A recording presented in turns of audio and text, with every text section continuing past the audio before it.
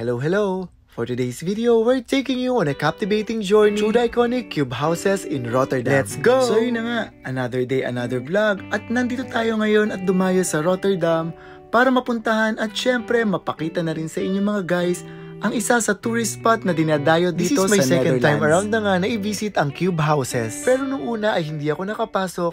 Kaya naman for today's vlog, sasama ko kayo hanggang kaloob-looban. Alam nyo na, as Osisero, hala, may ganun? Ano nga bang istorya nito at bakit ito tinawag na cube houses? Ang cube houses ay set na mga bahay na itinayo mismo dito sa Helmond, Rotterdam sa Netherlands na idinisenyo ng architect na si Piet Blom. At guys, alam nyo ba na ang Netherlands ay kilalang kilala sa mga magagandang infrastructure at buildings na kakaiba. Katulad na lang nitong obra na to na ang konsepto ay living as an urban room. High density housing with sufficient space on the ground level at ang pinaka main purpose talaga is to optimize the space inside. The architect tilted the cube of a conventional house corner upwards.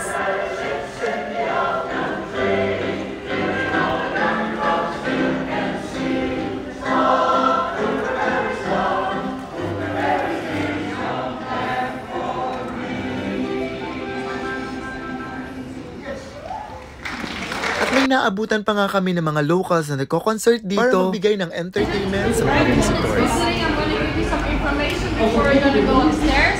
We're going to visit one cube house, the rest of them are all private residences.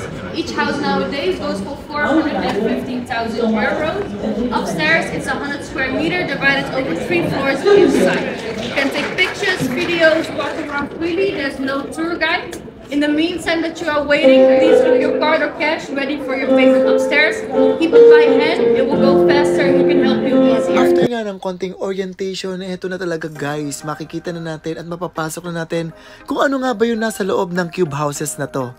And syempre guys, as a turista, hindi natin papalagpasin yung pagkakataon na makita at masilayan kung ano nga ba yung itsura ng loob ng mga cube houses dito sa Rotterdam. So let's go!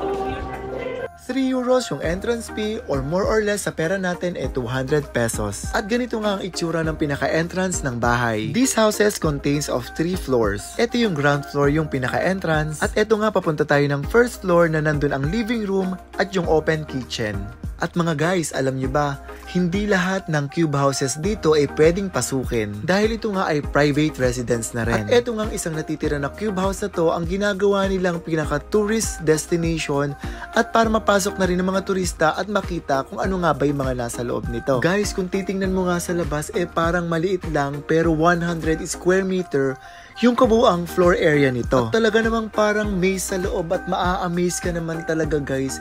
Kasi makikita nyo kung paano talaga minaximize yung mga space. Medyo matarik nga yung hagdan at nakakahilo. At aakalain nyo bang mahigit 100 kaming mga tao na nakapasok dito sa bahay na to? Nung time na nga yan, gusto ko na halos magbaliktad ng damit. Kasi para akong natikbalang naliligaw na ako. At hindi ko nga namalaya na nakarating na ako dito sa tuktok. So mga guys, yung pinaka-top floor o yung nagsisilbing attic nito ay minsan ginagawa nga daw itong small garden. At nakakabilib naman talaga yung architect na to kasi yung design niya ay nagre-represent nga daw ng village within a city. Dahil ang isinisimbolo nga daw ng mga bahay na to ay animoy mga puno. At pag pinagsama-sama ay isang kagubatan, huy! Bali yung second floor niya ay may 2 kwarto na kaigihan ang laki. At meron din itong mga bathroom. Guys, kung hinahanap nyo nga ang aking friend ay hindi ko na rin siya makita dahil nagkakaligawan na rin kami dito. Ikot na nga lang ako ng ikot niyan at hinahanap ko nga kung saan nga ba yung daan palabas. Mga guys, pero sa tingin ko marami ring nasayang na space. Pero yun nga,